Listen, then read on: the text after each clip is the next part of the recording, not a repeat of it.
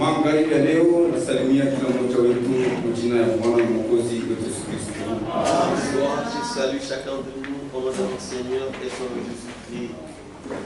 Niko na furaha tena ya kusimama mbele yenu siku ya leo.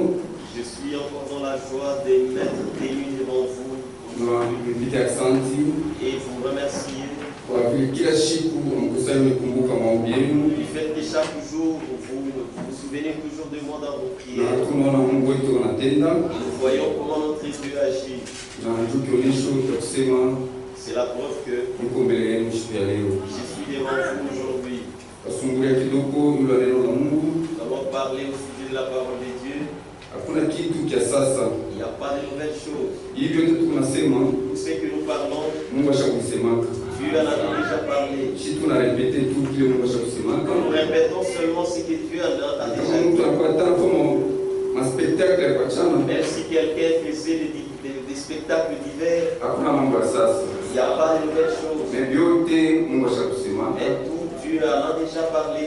Si kile tunafanya il faut kubaki fidèle kwa kile alisema. Ce qu'il nous recommande, c'est rester fidèle à ce qu'il a dit. Na itaona magharibi ya leo Et pour ce soir, tushabishikiaka sana. et ce que nous verrons ce soir, nous l'avons déjà Mais entendu. tunataka mtoto wa Mungu Mais nous savons qu'un enfant de Dieu, asijizoeleshake na neno la Mungu. il ne s'habitue pas à la parole de Dieu. Kila siku anasikia neno la Mungu, Tous les jours qu'il écoute la parole de Dieu, kwake kunakuwa ni mambo ya sasa. pour lui, ce sont des nouvelles choses. Mimi naomba mtakumbuka maombi. Je demande à ce que vous vous souveniez. Shetani ikakia na furaha wakati Parce que wote. Satan n'est pas toujours dans la joie tout le moment. Mbele ya mipanda ushere Avant de monter en chair ma 15h à 15h, niko na wapartenere yangu wanatumika nabo wanapata accident ya nguvu. j'ai des partenaires avec qui on travaille, ils ont connu un grave accident. Wote tunaingia mwele problème. Nous tous nous sommes impliqués dans cette Un travailleur problème. anakatika mkono parti ya Rebecca. Un travailleur, le bras a été amputé. Il fallait que plus de intervention mais n'a retrouvé une peau. Il fallait que je sois là pour l'intervention, mais je me suis retrouvé que je suis ici. Entre vitu ya dunia na Mungu il faut tutangulishe Mungu wa Mungu. Entre les choses de Dieu et les choses du monde, nous devons C'est pourquoi préciser les tunakuja hapa choses de Dieu. kuhubiri neno la Mungu. Voilà pourquoi je suis venu ici. Najua que Mungu Dieu atatusaidia. et je sais que Dieu va Mungu aider. amebariki sana. Que Dieu nous bénisse richement.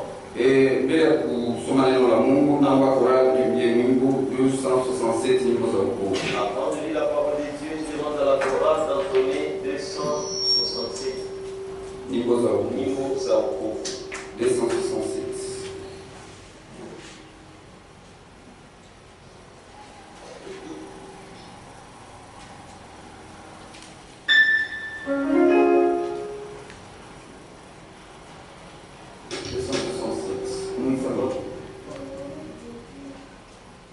Baba nakuomba leo na mapema niongoze pote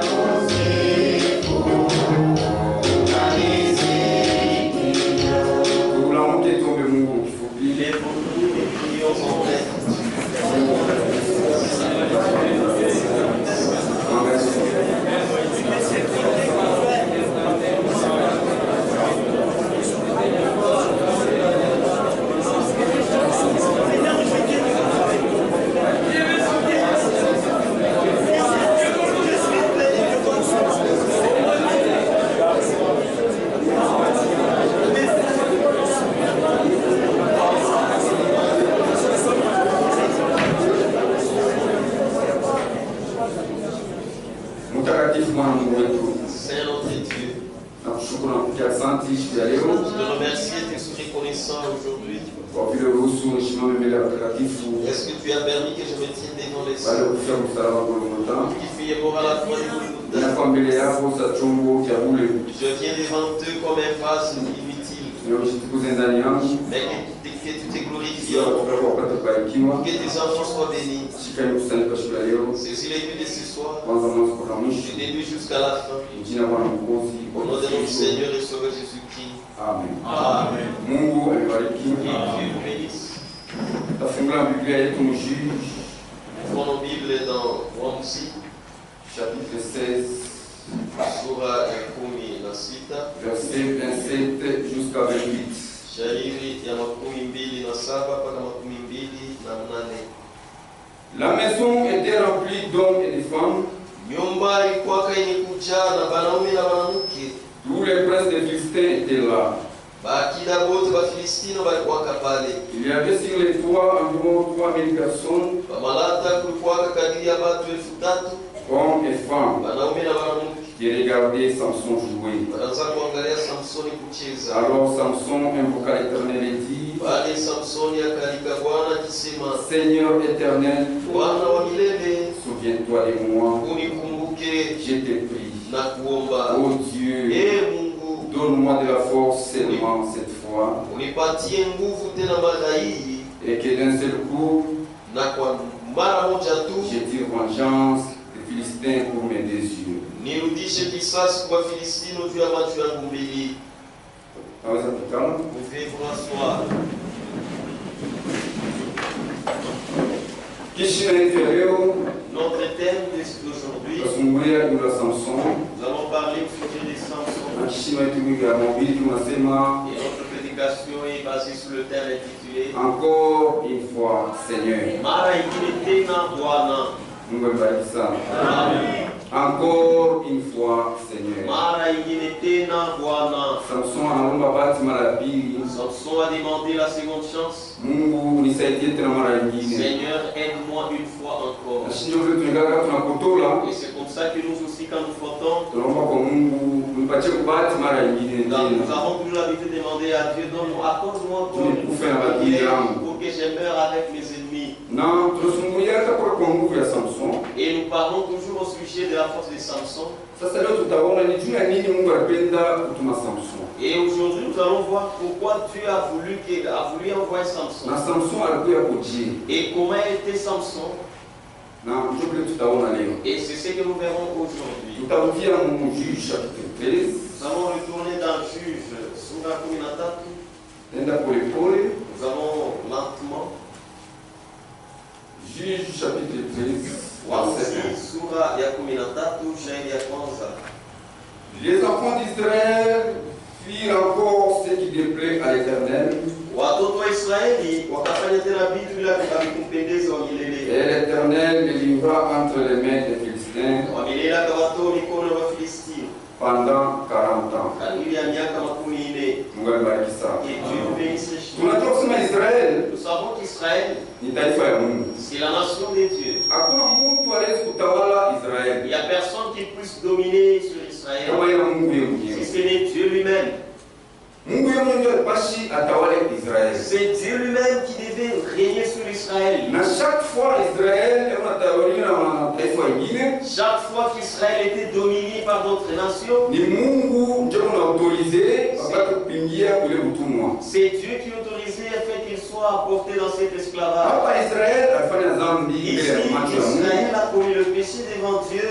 Na Mungu anamtuma kumtawala wa Filistin Et Dieu les a livrés entre les mains des Philistins. pendant 40 ans. Katili ya miaka 40. Mwili 40 ans Israeli aliteswa sana. Pendant 40 ans, Israël a beaucoup souffert. Siku kwa siku, Du jour au jour, juma kwa juma, de la semaine en semaine, Israeli alikuwa kwa mateso. Israël était toujours en souffrance. Mambo ya mengi yanatufikiaka Beaucoup de problèmes qui nous arrivent, ni juu ya madhambi yetu. c'est à cause de nos péchés. Mungu anibariki. Et Dieu nous bénisse. Mambo ya mingi, maproblemu ya mingi Les yanatufikiaka. problèmes qui nous arrivent souvent, Peut-être ni juu ya madhambi yetu. peut-être c'est à cause de nos péchés. Israeli ni juu ya dhambi, Israël, à cause du péché, jeshi kubwa ya Mungu une grande armée de Dieu wanaitawala wa Filisti. Philistins. était dominé par les Philistins. Philistins ont un nguvu mbele ya jeshi ya Les Israeli. Philistins étaient les plus forts devant l'armée israélienne. Israeli anaanza kulima mashamba. Israël cultivait, il faisait les champs. Kazi yote Israeli anaanza kufanya. Tout ce qu'Israël faisait, Ikifika mavuno, il faut arriver à la récolte. Bafilistins wanakuwa wanabeba vyote. Pendant la moisson, les Philistins venaient tout rafler. Batalima, Ils peuvent cultiver, wanafika wakati ya kuvuna, arriver lors de la moisson, Bafilistins wanakuwa wanatosha les vyote Philistins wanabeba. peuvent venir et rapporter tout ce qu'ils ont cultivé, tout ce qu'ils ont moissonné. Vyote wanabeba. Tout ils prenaient. Israeli alikuwa mateso sana. Et Israël s'est retrouvé dans une grande souffrance. Mais Mungu ndio alipenda ingie mule mateso. C'est Dieu qui a voulu qu'il se retrouve dans cette souffrance. C'est pourquoi Je crois maintenant, Mungu anachana na shetani. Dieu est différent de Satan. Mungu wetu kama anautorize kitu mwa kifike, Notre Dieu, s'il autorise que quelque chose arrive, eko na namna ya créer tena solution tu toki mwe il problème. a aussi un moyen de créer une solution afin de te sortir de cette situation. Mungu abariki sana. Que Dieu nous bénisse. Mais shetani yeye Mais Satan, lui, ajuake solution. il n'a pas de solution. Shetani anaweza kuleta magonjwa, Satan peut apporter la maladie. ashezi kupatia matunzo. Il ne te donnera jamais la guérison. Mais Mungu anaweza kuautorize ugonjwe, Dieu peut permettre que tu tombes malade. eko na solution ya kutosha mle Il magonjwa. a le remède de faire sortir de cette maladie. Atakutumia matunzo. Il va t'envoyer la guérison. Shetani anaweza kuleta ufu, Satan peut créer la mort, ashezi kuleta uzima. mais jamais la vie. Mungu abariki. Que Dieu vous bénisse. Anaweza kuleta malédiction, Il peut apporter la malédiction, ashezi kuleta benediction. mais jamais la bénédiction. Anaweza kuleta haine, Il peut apporter la haine, ashezi kuleta joie. mais jamais la joie. Mungu abariki. Que Dieu vous bénisse. Anaweza kuleta Il susi, peut apporter des soucis, hatezi kuleta furaha. jamais la joie. Mungu abariki. Que Dieu vous bénisse. Anaweza kuleta maobstacle ya mingi, Il peut apporter beaucoup d'obstacles, mais sans solution. mais pas si tout machibu. Mais Mungu wetu Mais notre Dieu, kama anaautorize kitu ifike, s'il autorise que quelque chose arrive, eko na namna il ya a aussi kufanya un moyen Mungu amutoshe mwili situation.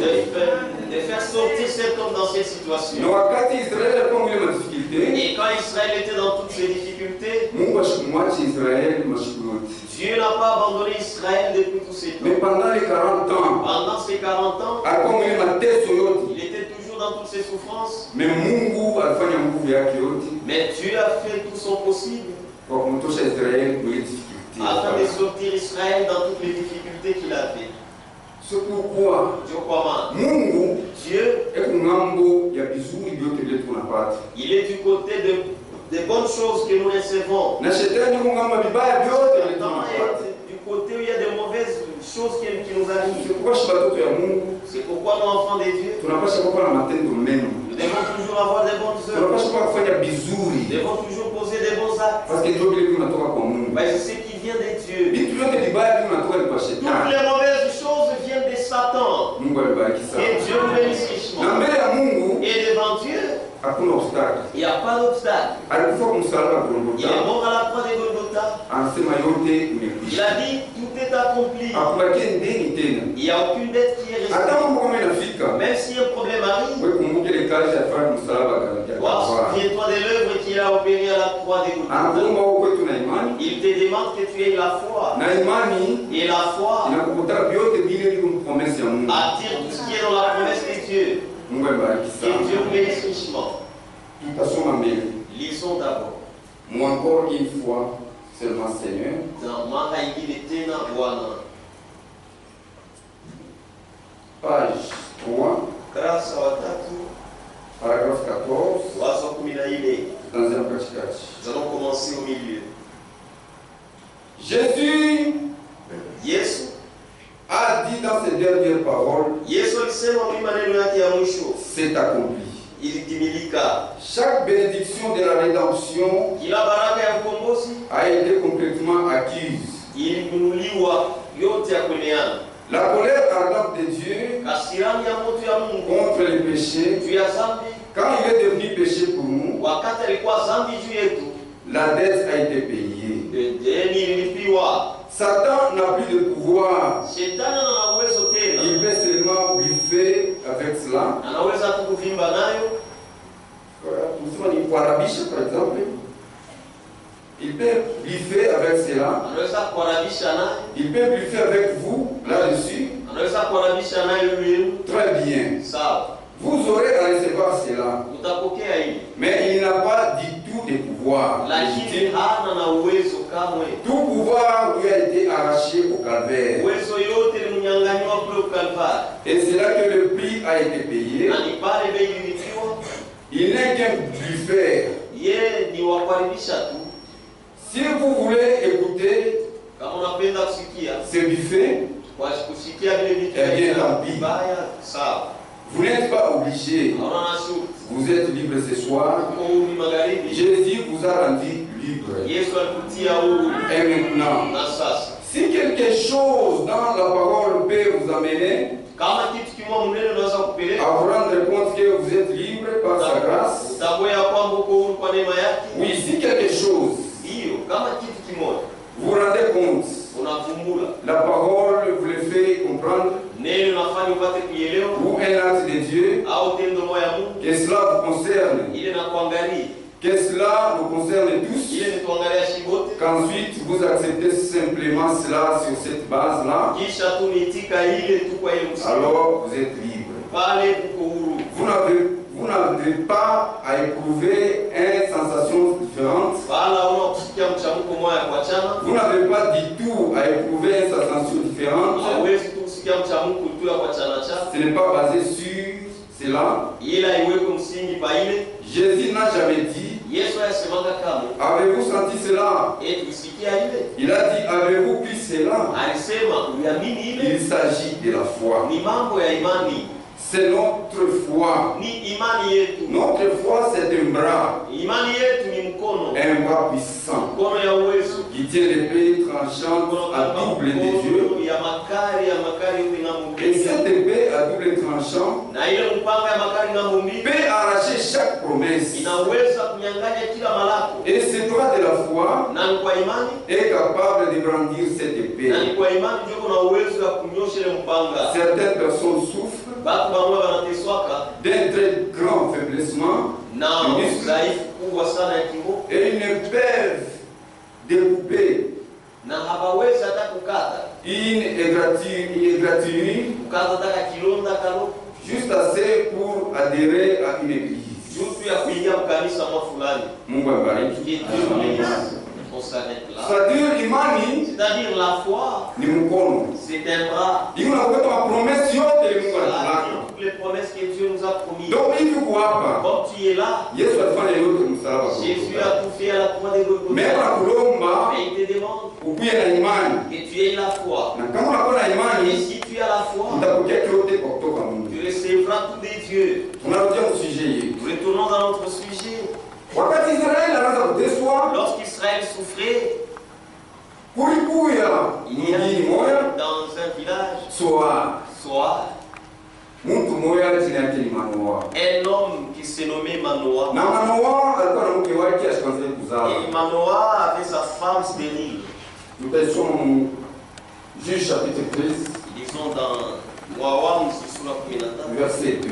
sheria yake Il y avait un homme de Tsoar waka mtu mmoja kutsoa de la famille de Danit wa kutsorea qui s'appelait Manoa. jamaa ya Danit aliitwa Manoa. Sa femme était stérile, n'enfantait pas. Mke wake alikuwa katasa na kwa nazala. Un ange de l'Éternel apparut à la femme Malaika wa Bwana akamwonekania mke et wake lui dit, na akamwambia, voici, tu es stérile tazama uko tasa et tu n'as point d'enfant. na huna kama na watoto. Tu deviendras enceinte Utachukua mimba et tu enfanteras un fils. na utazaa mwana.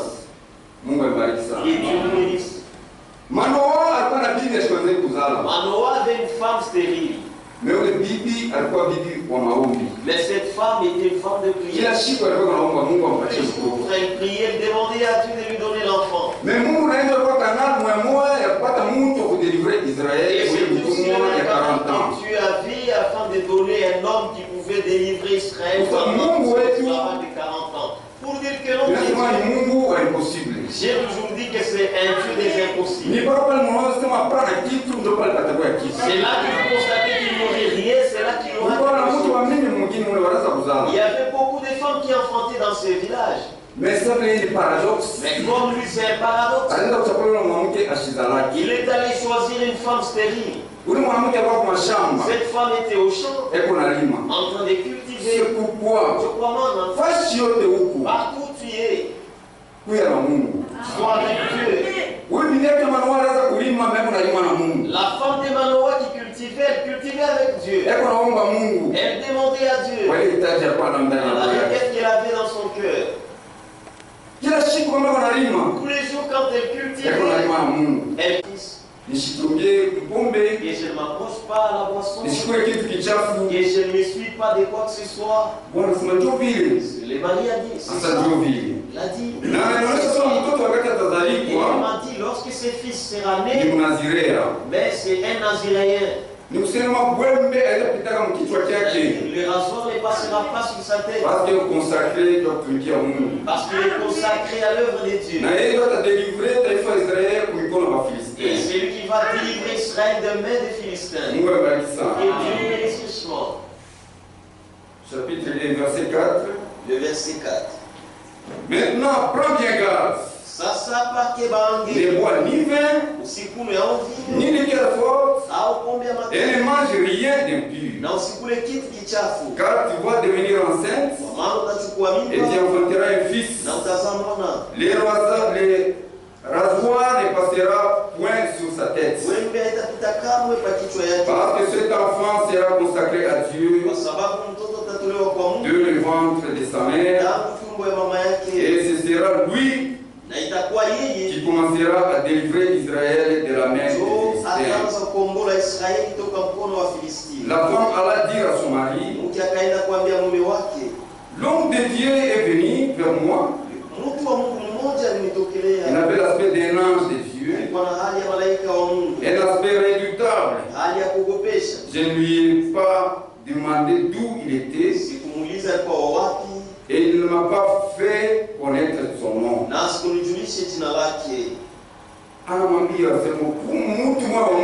Il y a un homme de Dieu qui m'est apparu au champ. Il m'a dit que je deviendrai enceinte et j'enfanterai un fils. Manoah a dit, c'est comme ça. Il a dit, ça va. Si c'est l'homme de Dieu, nous allons prier. Qu'il revienne encore. Qu'il nous parle encore pour la seconde fois si c'est vrai. Verset 8. Manoah fit cette prière à l'Éternel. Ah Seigneur, que l'homme de Dieu que tu as envoyé vienne encore vers nous et qu'il nous enseigne ce que nous devons faire pour l'enfant qui naîtra. Dieu exauça la prière de Manoah. Et l'ange de Dieu vint encore vers les champs, vers la femme. Elle était assise dans un champ. Et Manoah, son mari, n'était pas avec elle. Elle courut promptement donner cette nouvelle à son mari et lui dit, voici l'homme qui était venu l'autre jour vers moi m'est apparu. Manoah se leva, suivit sa femme, alla vers l'homme et lui dit, est-ce toi qui as parlé à cette femme? Il répondit, c'est moi. Manoah dit, maintenant, si ta parole s'accomplit, que faudra-t-il observer à l'égard de l'enfant? Et que aura-t-il à faire? Manoah anamuuliza mtumishi wa Mungu. Donc il connaît Mungu parce que l'ange de l'Éternel, c'est l'Éternel lui-même. Anapenda vérifier kile bibi yake alimwambia. Kama mtoto anazaliwa tutafanya nini? Afadhali tutafanya nini? L'ange de l'Éternel répondit à Manoah, la femme s'abstiendra de tout ce qui lui est dit. Elle n'écoutera d'aucun produit de la vigne. Elle ne boira ni vin ni liqueur forte. Elle ne mangera rien d'impur. Elle observera tout ce que je lui ai prescrit. Atatazamia yote nilimwagiza. Mungu abariki sana. Et Dieu bénisse richement. Paka bile Mungu alitoka kumwonesha bibi yake Manoa. Tout ce que Dieu a parlé à la femme de Manoa, Mungu anarepete paka kile na Dieu a répété la même chose à Manoa. Anamwonesha sema. Il lui a dit, kumbi Bwana, alors Seigneur, unichunge kidogo. Attends-moi un tout petit peu. Ni prépare quelque chose. Et je prépare quelque chose. Upate kuya. Et tu manges. Mungu abariki. Et Dieu te bénisse. Si watoto ya Mungu, nous les enfants de Dieu, tunapaswa kuya hospitalier. Nous devons être hospitaliers. Upokelea mtu wote. Et c'est pas tout le monde. Hautajua unapokea nani? Tu ne sauras pas qui est-ce que tu as reçu. Mukupokelea kubantu baliloje ba malaika ndani ya manyumba. Avec l'hospitalité, il y a des gens qui ont logé les anges dans leur maison. Na mwisho wote barikiwa. Et en fin de compte, ils ont été bénis. Mungu anataka sawa. Dieu a dit ça va. Comme ça, je prépare le on a préparé. Alors ne prépare pas ce que tu fais. Ouais, fanya kwa madhabahu. Dois construire l'autel. Utoe sadaka. Et offre. Na Manoa. Et Manoa. A préparé. Il a préparé. Anatoa sadaka. Et il a offert un sacrifice. Malaika wa milele anachofia kile moto. L'ange de l'Éternel s'est approché de ces feux. Na inawaka moto. Et ça a brûlé. Anaingia ndani ya Et il est shimo. entré dans cette flamme. Anaenda. Et il est parti. Na wakati Manoa aliona vile, Et quand Manoa a vu cela, anamwambia bibi il yake, a dit à sa femme, tunakufa. nous mourrons. Parce que huyu ni Mungu. Parce que celui-ci, c'est Dieu. Tunamwona Mungu face à Nous face. avons vu Dieu face à Na face. tutakufa. Et nous allons mourir. Bibi akamwonyesha La femme lui a dit ya kusema no. que non, Mungu ashakuleta promesse Dieu yake, ne peut pas faire sa promesse en même temps tout en était. même temps nous tuer. Mungu alibariki Et sana. Dieu bénisse. Sasa alisema shindo tazama ule Comme mtoto. il a dit que c'est nous qui Achille allons fait la mettre cet boudoir. enfant, il ne peut pas Parce que nous shindo tuer. tuwezi kuzala ule mtoto. C'est nous qui allons mettre cet enfant. Na ule mtoto njo atakuwa Et liberateur wa c'est cet Israeli. enfant ce fils qui sera le libérateur d'Israël. Mungu alibariki. Et Dieu, Wakati ilifika le temps est arrivé. ule mwanamke anazala mtoto, Cette femme a enfanté anampatia jina ya Samson. et lui donna le nom de Samson. Mungu akaanza kutumika na Et Samson. Dieu commença à travailler par Samson. Samson Samson, haina kusema alikuwa mnene sana. ce n'est pas dire qu'il était mastodonte. Haina kusema alikuwa special kushindia Ce wengine. n'est pas dire qu'il était spécial que les autres. Ni Mungu, roho ya Mungu C'est Dieu, c'est l'Esprit de ndio Dieu alikuwa ndani yake. qui était en lui. Mungu abariki sana. Et Dieu le bénisse richement. Kama kuna Mungu, Si tu as Dieu, utaonekana utakuwa wa nguvu sana. tu paraîtras fort devant lui. Kama kuna Mungu, Si tu as Dieu, utaonekana tu extraordinaire. paraîtras extraordinaire. Mais kama unaacha Mungu, Mais si tu abandonnes Dieu, utaonekana wa bure sana. tu seras vraiment C'est inutile. pourquoi tunaona ya C'est kujisifu. pourquoi nous n'avons rien à nous vanter. Kile chote tunapata Tout ce que nous recevons kinatokea kutoka kwa Mungu. vient de Dieu. Samson Samson akazaliwa, était né, mama yake akaanza kumuonesha, sa femme commença à lui raconter. wewe unasema mtu wote. Sa mère commença à lui raconter que toi tu n'es pas Sasa kila mzazi alikuwa anafundisha mtoto comme yake, chaque parent enseigne à son wewe unasema watu wote. toi, tu n'es pas comme tous les autres. Wewe mtoto special. Toi, tu es un enfant spécial. Wewe ulizaliwa juu ya objectif Toi, tu fulani. es né pour tel objectif. Usifuate hii dunia. Ne suis pas ce monde. Mungu abariki sana. Na wewe magharibi ya leo, Et toi aussi ce uko soir, hapa juu ya objectif mmoja tu fulani. es ici pour un tel objectif. Usibemewe na hii Ne dunia. sois pas emporté par ce monde. Mungu alikuita hapa juu ya mambo mmoja fulani. Dieu t'a appelé ici pour un problème quelconque. Ule mtoto akaanza kushikia Et sauti c'est mama yake anamwambia, ce que sa mère lui disait wakati unaenda kumea, lorsqu'il grandissait. unaona vile Israeli wanasufiri. Il voyait comment Israël souffrait. Israeli wanateswa, mtoto ule Israël unaona. souffrait, l'enfant voyait. Mama yake anamwonyesha, unaona hivi Et Israeli sa mère wanateswa. lui disait, tu Ouais, je sais pas libérateur. souffre.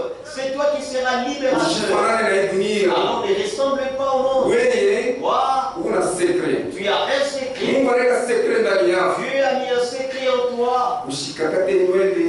Ne coupe jamais ton Wembe cheveu. isiingie mkichwa yako. Les rasoirs ne passera Chunga hii jamais. secret.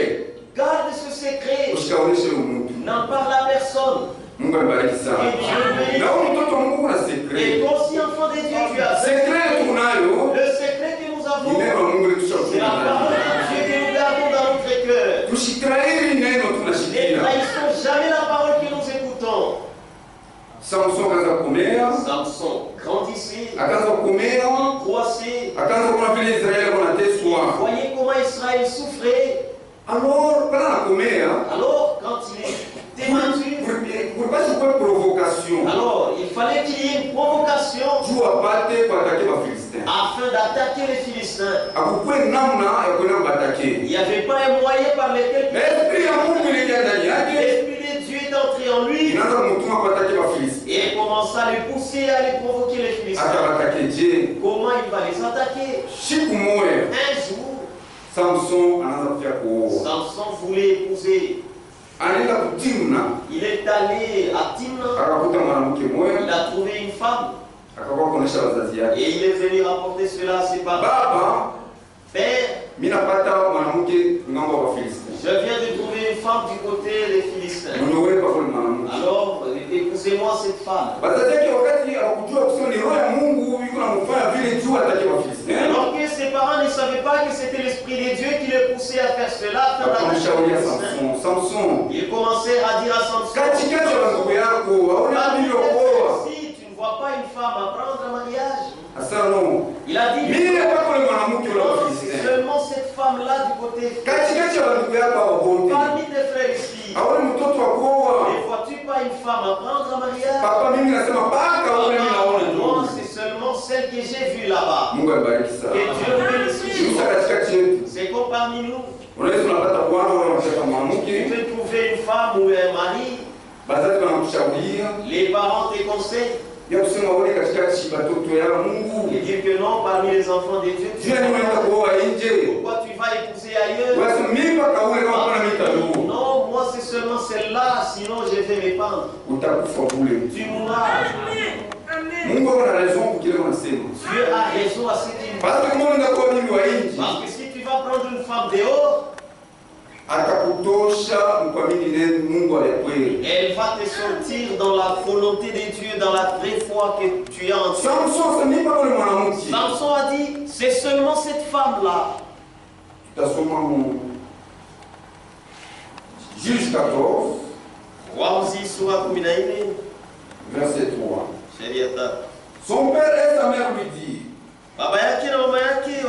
y a-t-il point de femmes parmi les filles de tes frères? Et tout notre peuple, que tu as prendre une femme chez les Philistins qui sont incirconcis. Et Samson dit à son père, prends-la pour moi, car elle me plaît. Son père et sa mère ne savaient pas que cela venait de l'Éternel. Car Samson cherchait une occasion de dispute de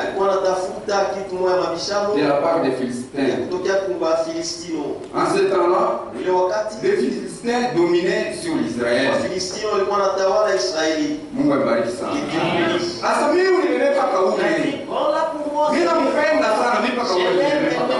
Seulement elle.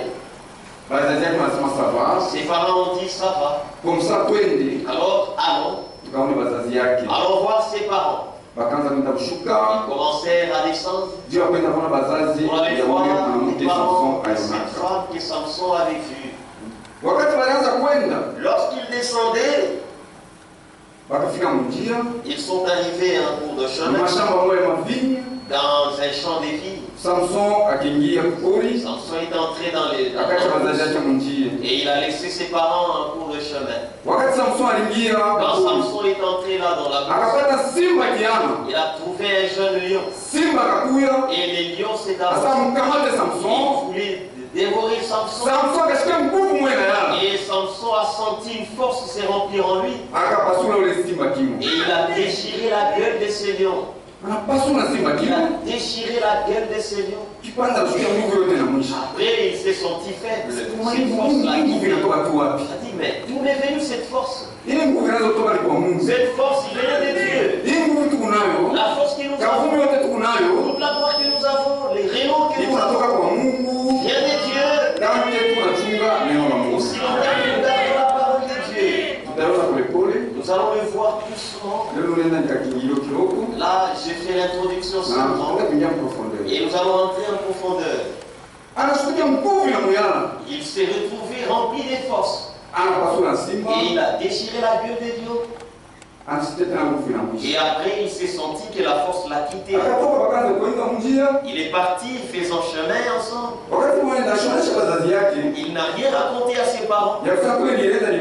Il sent que là où je suis allé, j'ai rencontré les lions. Et ces lions que j'ai rencontrés, plutôt, et je l'ai déchiré la gueule. Il s'est tué. Ils sont partis. Là, ils sont arrivés. Ils ont échangé avec les parents de cette femme. Ils sont rentrés. Alors, le jour qu'ils devaient rentrer, on allait finaliser le mariage. Samson. Il est arrivé au lieu où il avait tué ces lions. Il est entré à ces lieux où il avait tué les lions. Il a trouvé que ces lions étaient déjà pris.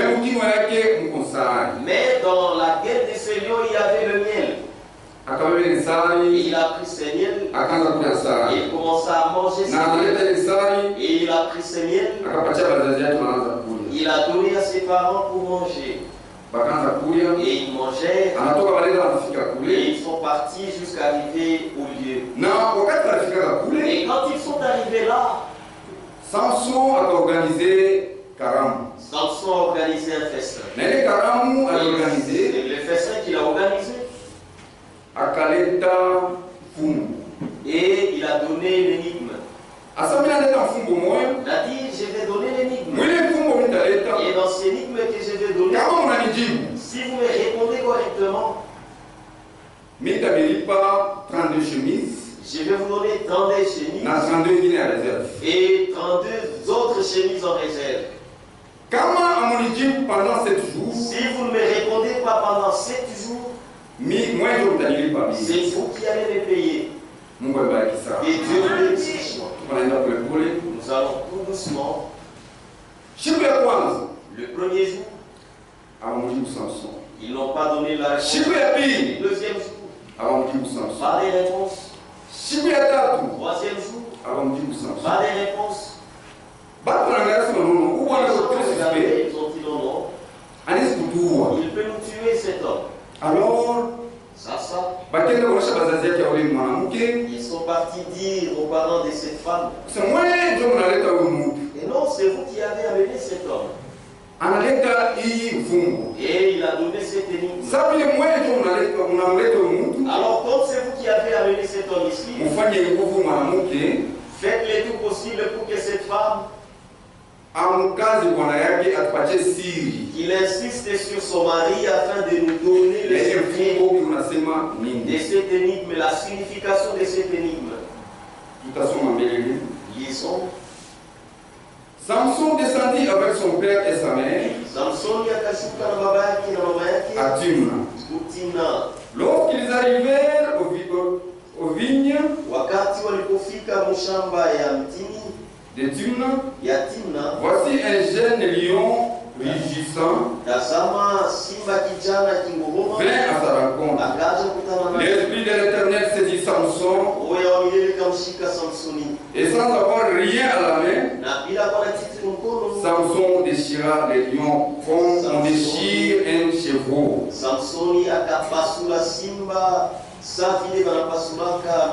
Il ne dit point à son père et à sa mère ce qu'il avait fait. Il descendit et parla à sa femme et parla à la femme et elle l'oublie. Quelque temps après, il descendit de nouveau à Timna pour la rendre. Et se détournant pour voir les cadavres des lions. Voici, il y avait un essai d'abeilles et du miel dans le corps des lions. Il prit entre ses mains le miel dont il mangea pendant la route. Et lorsqu'il fut arrivé près de son père et sa mère, il leur en donna et ils mangeaient. Mais il ne leur dit pas qu'il avait pris ce miel dans le corps du lion. Le père de Samson descendit chez la femme. Et Samson fit un festin. Car c'était la coutume des jeunes gens. Dès qu'on le vit, invita 30 compagnons qui s'étaient avec lui. Samson leur dit: je vais vous proposer une énigme. Si vous me l'expliquez pendant les 7 jours, si vous la découvrez, je vous donnerai 30 chemises et 30 vêtements d'échange. Mais si vous ne pouvez pas me l'expliquer, ce sera vous qui me donnerez 30 chemises et 30 vêtements d'échange. Il lui dit: propose ton énigme. Et nous l'écoutons. Il leur dit: de celui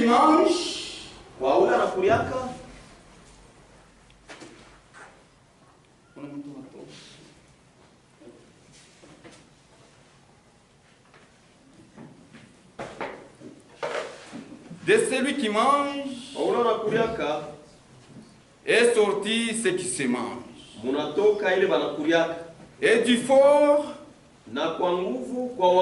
est sorti les doux. Pendant 3 jours, ils ne purent expliquer l'énigme.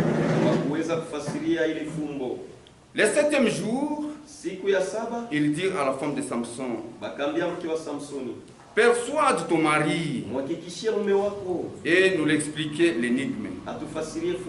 Sinon, nous te brûlerons, toi et la maison de ton père. C'est pour nous dépouiller que vous nous avez invités. N'est-ce pas? La femme de Samson pleurait auprès de lui et disait: sinon pour moi qui est de la haine, et tu ne m'aimes pas.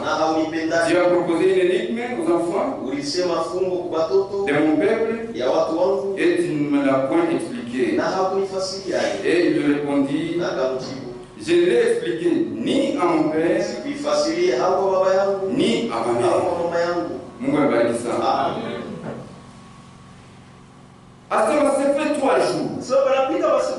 Alors tu m'as dit c'est moi. Ici nous savons que Samson il a fait une faiblesse. La faiblesse à Samson, et la faiblesse de Samson, c'était défendre des femmes. Quand il a eu cette femme, Samson l'a aimé parce que c'était sa faiblesse. Et chacun de nous là où nous sommes, il a eu une faiblesse quelque part. Et Satan, s'il veut te saisir, il va chercher toujours la faiblesse que tu as. Il veut bénéficiement. Samson, et Samson, il a livré le secret que Dieu lui a donné. C'était pour la femme. Et pourtant, Dieu lui a dit de ne jamais parler de ce secret.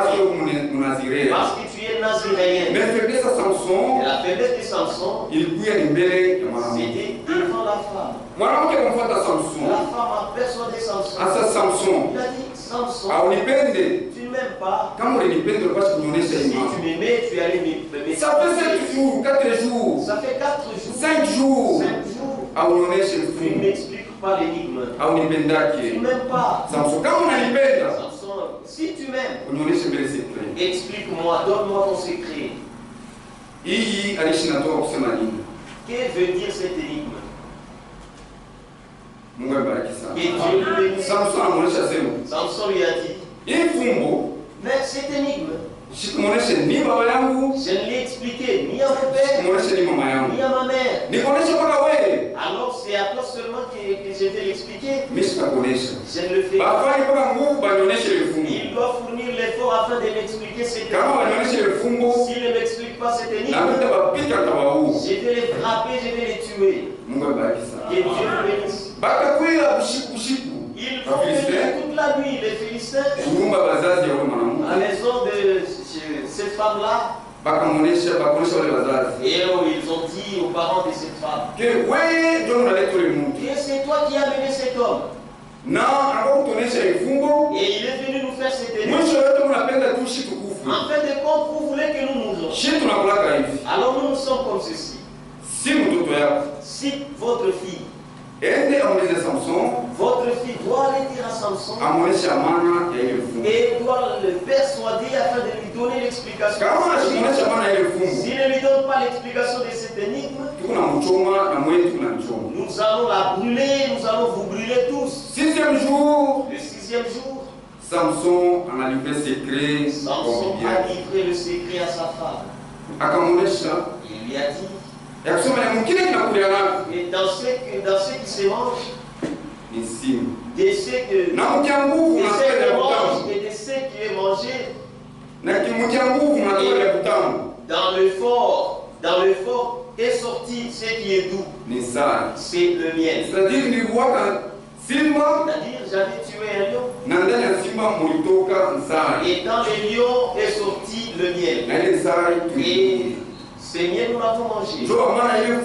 Voilà la signification de cette énigme. Et cette femme est partie. Elle a expliqué cette énigme à ses parents.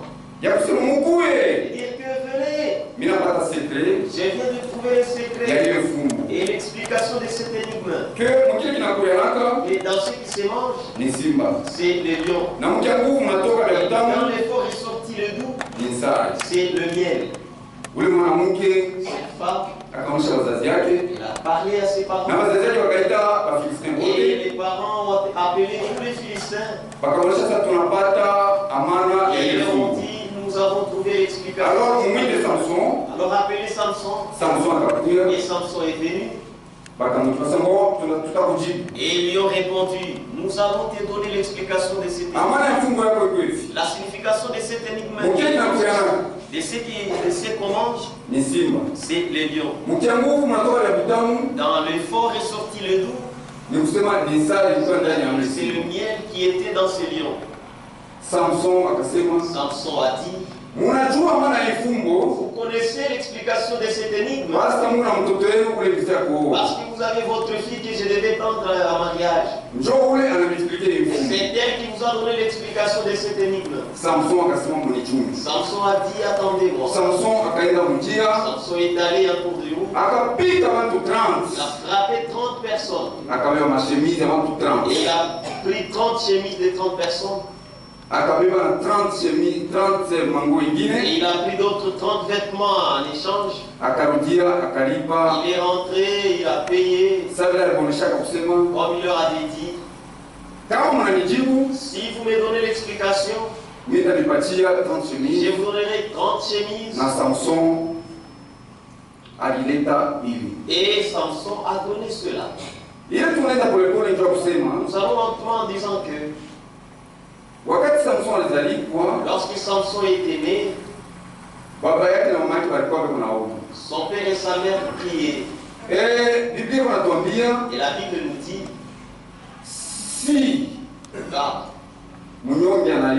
si un misérable pleure, Dieu l'exauce et entend sa prière.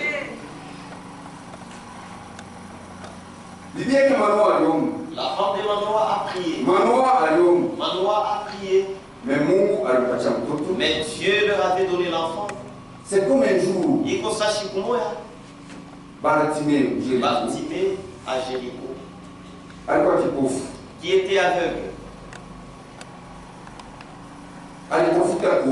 Et il cherchait à recouvrir la vue.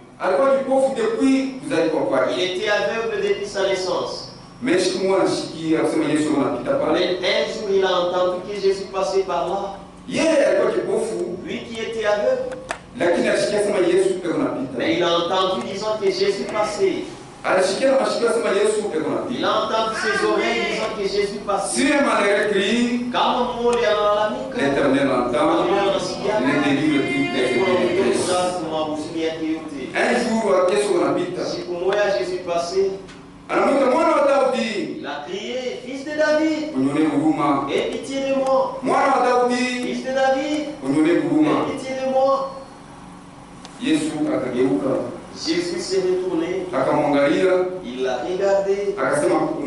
Il a dit, appelez-le. Et on l'appela Bartimée. Notre Dieu, c'est un Dieu merveilleux. C'est un Dieu de...